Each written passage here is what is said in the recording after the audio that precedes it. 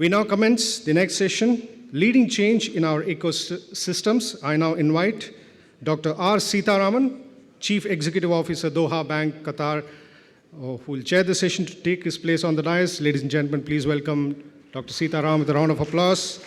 It's my privilege to invite the distinguished speakers, Mr. Geet Sethi, 9 times world champion Q Sports, co-founder of Olympic Gold Quest,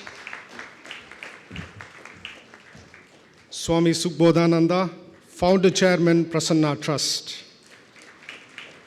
Distinguished guests, dear friends, ladies and gentlemen. I was complimenting in the morning about the theme for this convention. We're in a defining moment and an extraordinary set of deliberations are being contemplated in multiple dimensions. The one which we are going to deliberate now is mother of all. With the changing face of the world, our ecosystems needs a balanced force to recognize change has got challenges and we need to measure and manage and control it. If it is eradication of extreme poverty, if it is a gender equality, if it is an environment sustainability, it's all interconnected to humanity, human dignity. That's what we recognize. At the outset, I was talking to 2 of these eminent personalities. One is spiritually connected, another one is well-known brand ambassador for sports.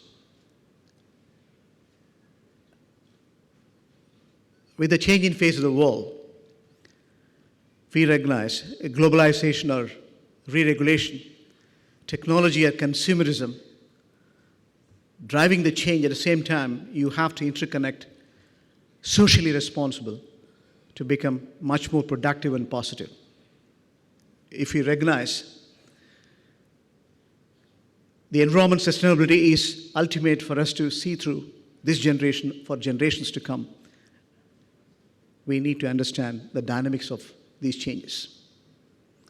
These changes are nothing but challenges, and we as human beings have to contribute. We are on lease on this planet, and we need to make sure we live in a better planet, we leave the planet as good citizens.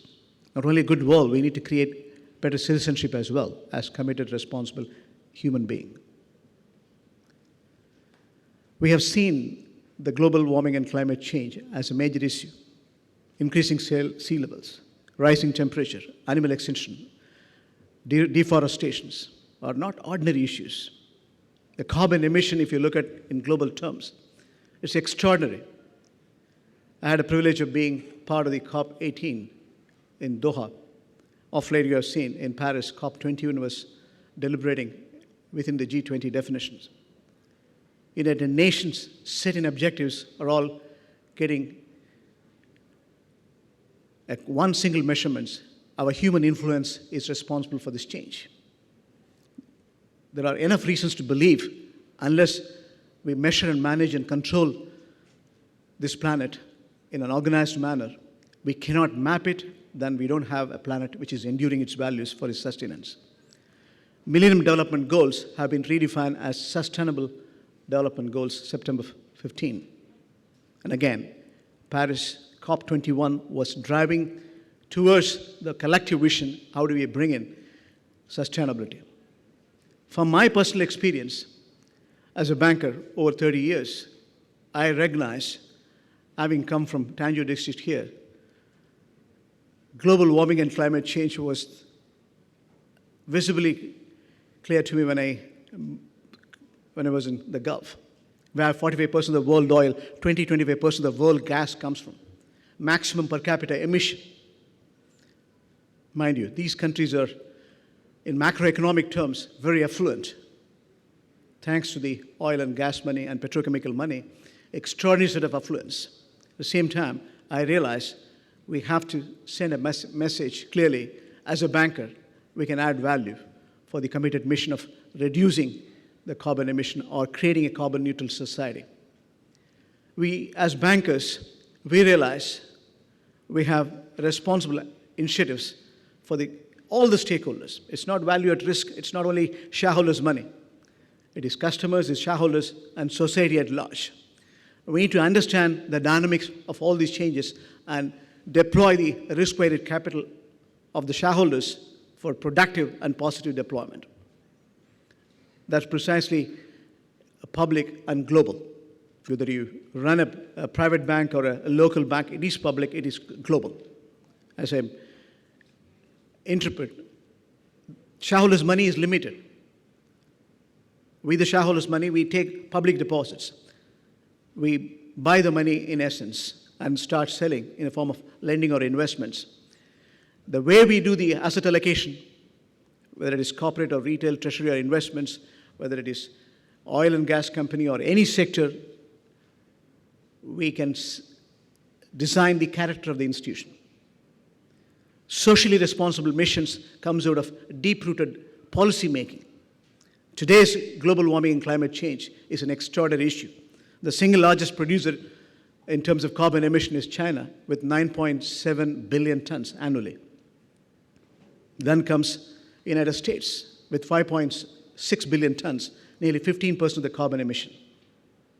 We also have Europe contributing for 10% of the carbon emissions, that is 3.4 billion tons. India is polluting nearly 7% of the global carbon emission, and that is 2.7 billion tons. These are simple measurement mechanisms. If you look at a scorecard, global warming and climate change is extraordinary in terms of redefining the economics. It's not confined to economics alone.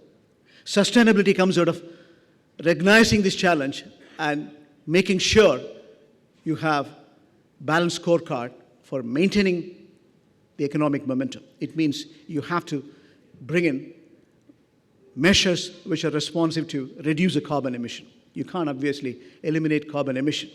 At the same time, you have to necessarily recognize you have to reduce the carbon emission. You have to create carbon neutral process, advanced or ordinary. And that's precisely the reason there are changes happening in the world. Whether it is water management or waste management, whether it is renewables, there are momentum being built. COP21 itself is a classic commitment for us to realize. Mind you, before COP21, developed world and developing world were contentious in multiple forms, respects, and they were differentiating in different substance. The Kyoto Protocol was never respected. And again, in 2007 in Bali, whatever they set in measures never been executed.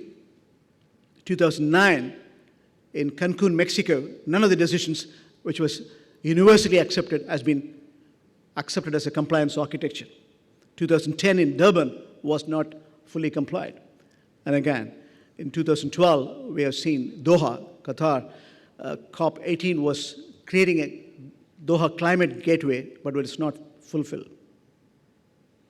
2013 in Poland, Warsaw, where I was there were enough deliberations when it comes to convergence between politics and economics, contentious divergence for developed and developing world. We have seen the reflection in multiple form and substance. Again, in Peru, Lima in 2014, there were no conclusions. And COP21 has come out with very interesting deliberations, including creating a green bank, which is one of the measurable, manageable tools which we can use. If we recognize global productivity, gross domestic product is around 55 trillion in the world, global sustainability is being contemplated as an option. Even after 7 or 8 years of financial crisis, the world has not settled the score. Global sustainability is not visible. Global growth today is less than 2009. We are witnessing in real order. Advanced economies are grossly underperforming. Emerging economies, which were producing over 60% of the incremental productivity, are under stress as well, whether it is Russia on account of geopolitical makeup, And again, Brazil, they're all in contraction. And liquidity crisis moved into a funding crisis moved into a solvency and sovereign issue. Europe itself is going through divergent policy in terms of fiscal union. So enough reasons to believe global growth is not going to be sustained. There are enough reasons to believe decisions which have been taken in G20 need to be executed, including global warming and climate change. That's precisely the reason we need to understand the dynamics as human beings. We need to set in collective missions to see that we create a better planet and better citizenship. We all have a role to play. We are the source of change. We need to integrate our heart and mind and soul to see that we come connected, interconnected in an interdependent world. Today, the world is recognizing globalization and re-regulation. Technology and consumerism is redefining this space. We live in an interconnected, interdependent space. We recognize global prosperity is all about humanity, and we live as one citizen, as global citizens. And we have to understand the dynamics of the ecosystem. That's precisely the reason the set-in mission today's deliberation is interesting and exciting. I'm interested in listening to these two experts as well. They have extraordinary experience to share. And to start with, let me have the pleasure of welcoming Swami Sukhabodhananda. There is a video showcasing his profile. Thereafter, we also have a 9 times world champion, co-founder of Olympic Gold Quest, Mr. Geet Sethi. It's a pleasure and privilege for me to listen to them, and I'm going to have an interesting and exciting session, learning from them as good as you're going to do. Please feel free to ask any questions soon after their submissions. Don't wait for the final session as question answers. I am going to moderate the session. I am going to ask questions after every speaker. I want you to partake in interesting discussion and deliberations. We all collectively resolve together we can add value through these sessions. This deliberation should go a long way in influencing the policy makeup to see human prosperity is enduring its values. Thank you, ladies and gentlemen, for your kind attention.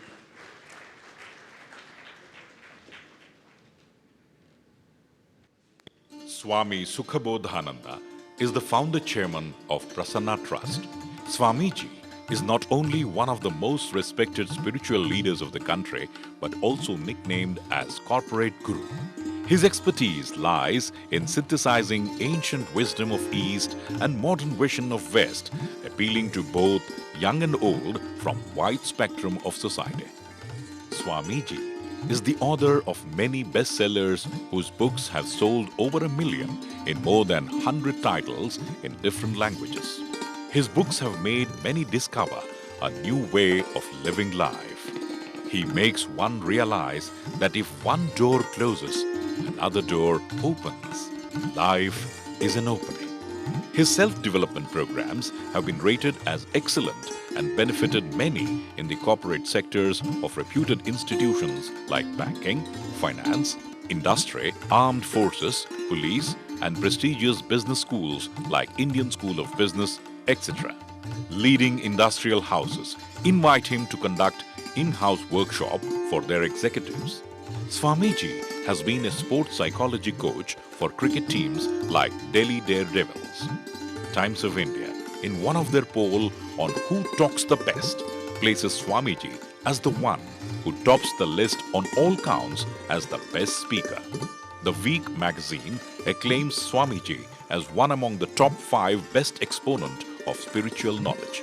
Swamiji's English books, Oh Mind, Relax Please and Oh Life, Relax Please are the top bestsellers in the country and has set a new benchmark in the lives of many, from the Kargil hero General V.P. Malik, who swears by the inspiring content of the book, to the New York City mayor, who acknowledges its usefulness to diminish work pressure and dealing with New York City press. Swamiji's book, Manase Relax Please, has set an all-time sales record in the history of Tamil, Kannada and Telugu books and has been included as a part of curriculum in some of the schools and colleges. leading personalities have termed that he has revolutionized Tamil literature through his books. Swamiji was invited as a dignitary on 5 different panels at the World Economic Forum in Davos, Switzerland, and was a special invitee to the United Nations World Millennium Summit of Spiritual Leaders. Swamiji is the second Indian to be honored at the prestigious Lotus Millionaires Intellectual Club at Manhattan, New York. Swamiji's works in audio and video have been transforming the lives of many through Saregama and Times Music. His message on the Astha, Sanskar, and many other channels is reaching a wide spectrum of people, both in India and overseas. Prasanna Trust, under his inspiration and guidance, runs an orphanage for girls, provides artificial limbs and calipers to people with impoverished background, provides scholarship for students from economically weaker sections, conducts regular poor feeding and blood donation camps. Swamiji was awarded Karnataka's Best Social Service Award by SL Group and Zee Network. In recognition of his service to humanity at large, Swamiji was awarded Rotary Seva Ratna. Rotary International has also conferred Personal Excellence Award for impacting the lives of many.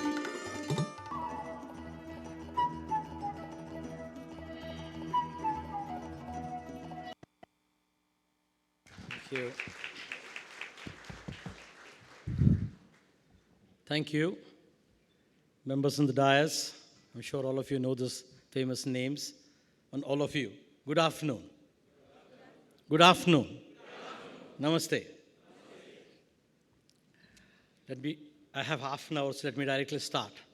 It seems there was a youngster in Delhi next to a car, and there was a no parking sign. A constable was passing that side, goes to this youngster and says, "Hey, remove this car." And this youngster, being a Delhiite, he said no. On the way he said no, the constable thought definitely must be an MLA son. And it seems he went away. Now, a sub-inspector was watching all this and says, "What cheek to this guy?" So he goes to him and says, "Hey, there's a car, no parking sign, remove this car." And the youngster replied, now you say, youngster replied, and this is typical Chennai style. Now, more like Delhi style. Come on, no. I said, no. He said, by God, he must be a minister's son. Circle inspector is watching all this and says, "What cheek to this guy?" He comes to him and says, "Hey, there's a car, there's no marking sign, remove this car." And the youngster said, no. Now, this fellow said, definitely must be a chief minister's son. The DIG of police was watching all this and says, "So what?" All right, he comes to him cool, composed, and says, "Hey, remove this car." And the youngster said, no. And he said, "Why you don't want to remove this car? There's a car, no parking sign. Why?" This youngster says, "This is not my car. So why the hell should I remove it?" And the IPS officer said, "If it is not your car, why the hell you did not say right from the beginning?" To which he answered, "My guru has given me an upadesha, adesha, sandesha. Somebody asks a question, answer to the point. You said, remove this car?" I said, no. Why should I say whose car it is, whether he is married, not married, whether he has got periya veedu, chinna veedu? Why should I go? Friends, this is a smart answer or not? Yes or no? It's a very smart answer, but still it is a very stupid answer.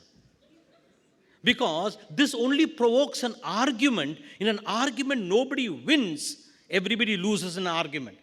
Even though a very smart answer, still it's a very stupid answer.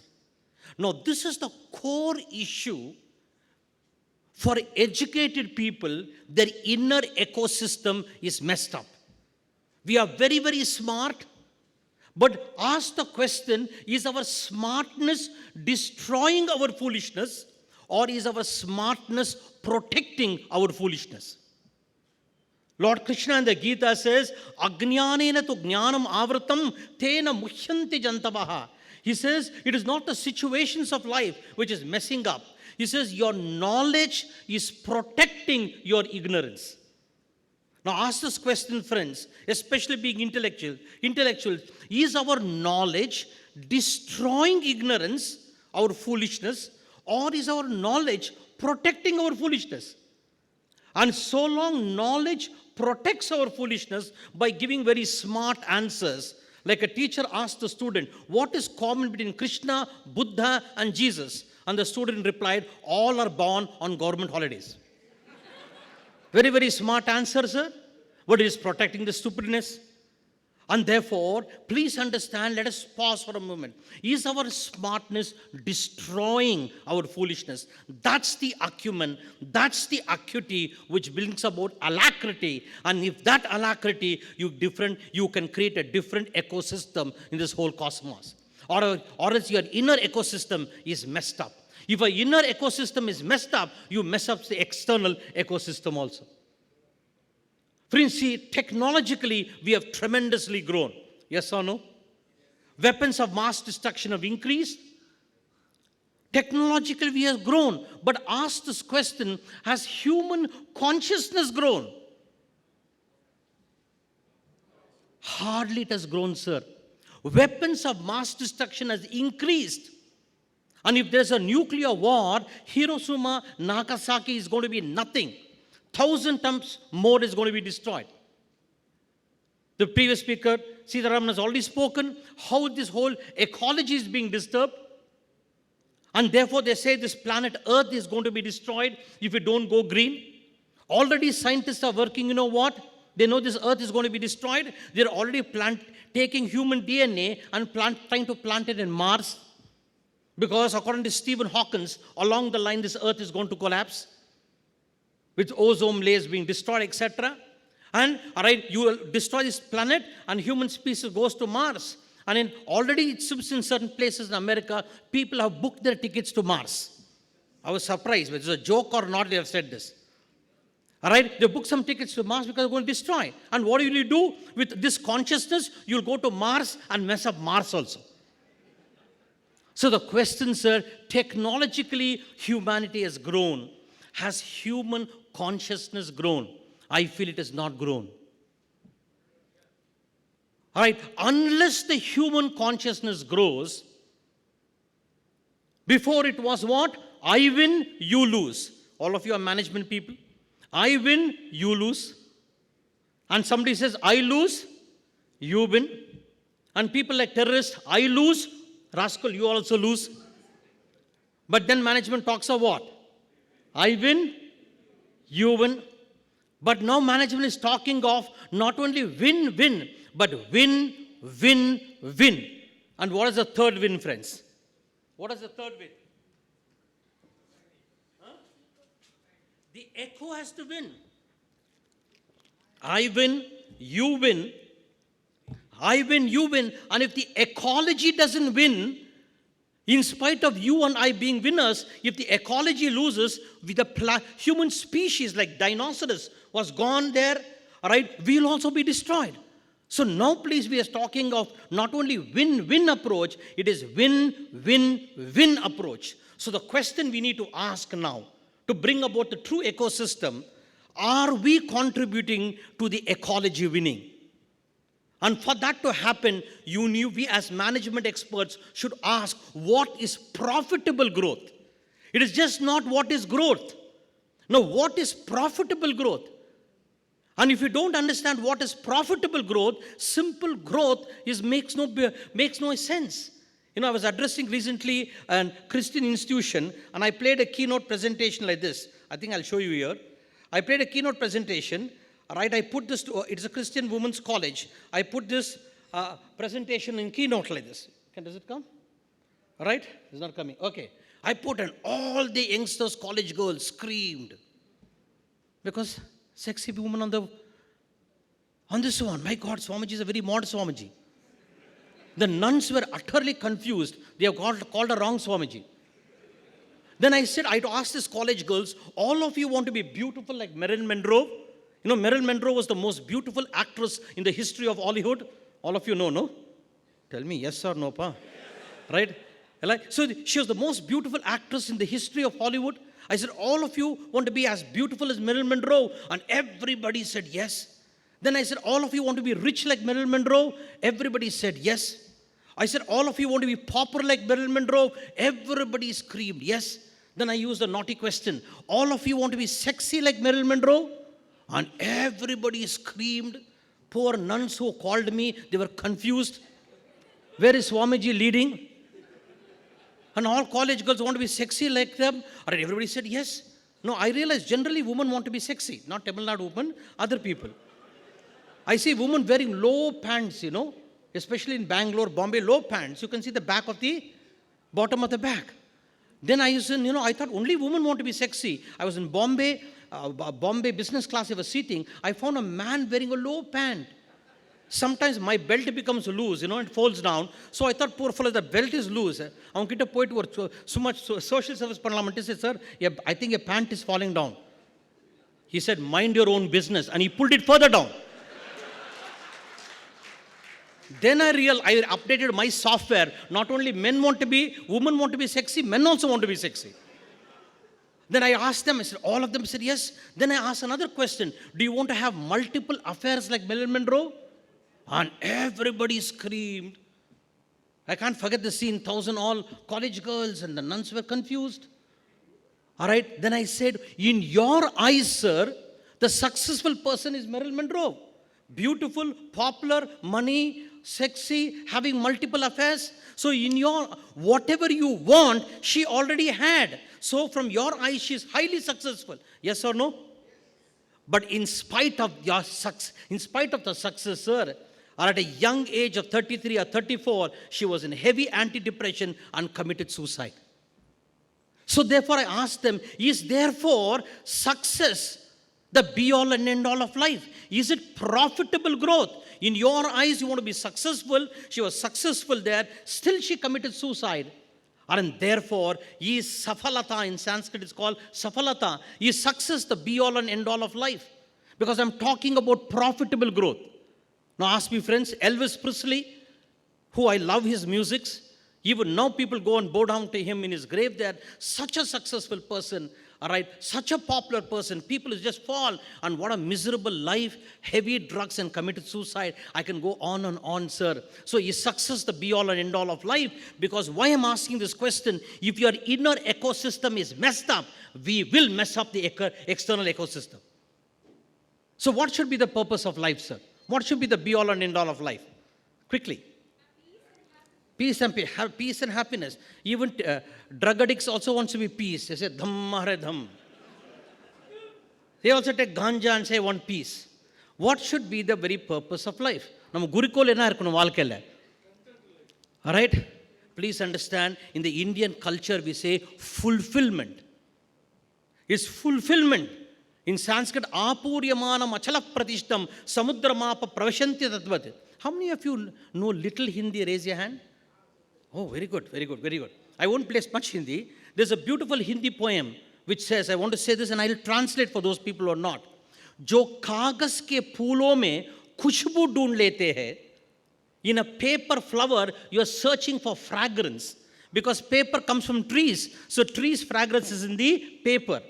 Right? जो कागज के फूलों में खुशबू ढूंढ लेते हैं, जो छोटे छोटे चीजों में बड़ा सुख पाते हैं, in small things they extract great joy, जो अपनी परिवार में फरिश्ते ढूंढ लेते हैं. In your old family you search for angels which is working in your family. Only such people, वही लोग जिंदगी जीते हैं, वही लोग जिंदगी जीते हैं.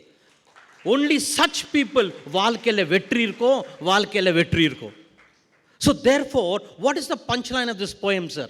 What is the punchline? You have to search for fulfillment. Most of us don't search, we only expect. You heard, oh, fulfillment. We want fulfillment in life. So you go to this mandir, you go to masjid, you go to Vatican and go on bugging the Lord. Give me fulfillment.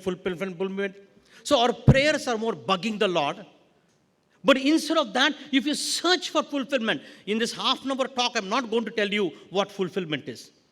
But I'm only going to tell you because the ecosystem is messed up, because everybody is interested in growth. But nobody is pausing and saying, what is profitable growth? And profitable growth is when you discover fulfillment. Search for the fulfillment. As in the Bible it is said, knock and the door shall open, and seek and you shall find. So we need to search fulfillment. But success does not give you, I'll change it or else you go on looking at them only. Success will not give you fulfillment. Are you getting, friends? So what gives you profitable growth now? Pause for a moment. All right, what gives you profitable growth? Now, we are all in our life, please see the human consciousness. Right, I'll give you an example. An American comes and visits Bombay, the financial capital of the country, and he goes to the stock exchange. He heard India is growing so much, and the American was zapped, flabbergasted to see so many beggars. And in front of stock exchange. And he saw one beggar, he stretches one hand and he stretched the other hand. The American got confused. Why two hands? So he asked the beggar, one hand like this, why the other hand? The beggar told me, business is doing very well, so I opened another branch. My God, the American was thoroughly confused of this consciousness. Business is doing well. I opened another branch, and he's beggar. He says, dangerous, he's not going to give donation. He goes to the next person. Fortunately, the beggar was stretching one hand. So he was about to give, sir, and then he says, the beggar, I've seen you somewhere. And the beggar says, also, I've seen you somewhere. He says, have you come to New York? He says, no. But this American says, the first time I'm coming to Bombay. Where have you seen? And this beggar says, we are friends in Facebook. So technologically savvy, but the consciousness is beggar. Are you getting, sir? Yes, no, sir. That's why it said, Mandir bhi kya gajab ji jagah hai. What a wonderful place is temple. Right? गरीब लोग बाहर भीख मांगता है और अमीर लोग अंदर भीख मांगता है. Rich, poor people outside are begging in the temple, and rich people inside are begging, sir. And if our consciousness is begging, is this really growth, sir? And therefore, with a miserable, always begging, and he gets married. So one beggar after happiness gets married. I'm saying how our inner ecology is disturbed, and that's why we're messing up outside. Have you seen most of marriages, from engagement ring to marriage ring to suffering to enduring? So the fellow miserable, and he wants to get married because he's unhappy. He's begging happiness from this woman, and the woman is begging happiness from this man. If two beggars after happiness get married, what happens? Beggary increases. Right? And therefore you see a lot of people, because they do not know how to be a giver, they are more a beggar. If you are a giver, sir, you will say, how can I make this ecology rich? If you are a beggar, what can I suck from this ecology? Even marriage also, if you are a beggar, you are begging happiness, sucking from your partner, and the partner sucks from you. You are not a giver. He gives not the best who gives the most, but he gives the most who gives the best. If I cannot give bountiful, yet I will give freely, and what I lack in my hand, I'll supply it with my heart, for the heart of education is the education of the heart. Unless this ecology is built up, sir, it's going to be miserable, sir. So therefore, why this happens, this beggarly consciousness, because of this disturbed inner ecology, we are disturbing the external ecology. And why? Because deep within we operate out of fear. Therefore, the Veda says, Bisha asmat vatap pavate bisha roti suryaha. Everybody is living out of fear. Because of fear, right? You are lost in acquiring, and messing up this earth. Pause for a moment, sir. We are so greedy. And because deep within we are operating of fear. So I have to increase from $1 million to $2 million. Somewhere there's fear. And if you have fear, the Veda says fear is messing it up. Once you're messed up inside, you'll mess up outside. A man was about to get married in Lahore, a Pathan, was about to get married. And the elder Pathan says, here, you're getting married, it is a dangerous zone you're getting into. You look at the gray hair I have got. He said, yes, so therefore, please, my advice, free advice to you, the day you get married, the first day, control your money. You control your wife. Or else gone. He said, you have to follow the advice. So therefore, the first day he gets married, honeymoon, right? Instead of honeymoon, enjoying the honeymoon, he's scared she will control me. So he says, who tells his wife, you know who I am? I'm a Pathan. Tomorrow, hot water, or else in Lahore, winter, electricity is not there. At 4 o'clock, she has to make hot water, means she has to cut wood, light up, and this fellow eat four chickens at one time. So he gets scared, All right, every day, morning, first day from honeymoon, all right, going on cutting wood, morning 3 o'clock, for 4 o'clock bath there. All right, 10 years has passed, 9.5 children have been produced. All right, and again winter comes, he asks same question before bed. You know who I am? I'm a Pathan.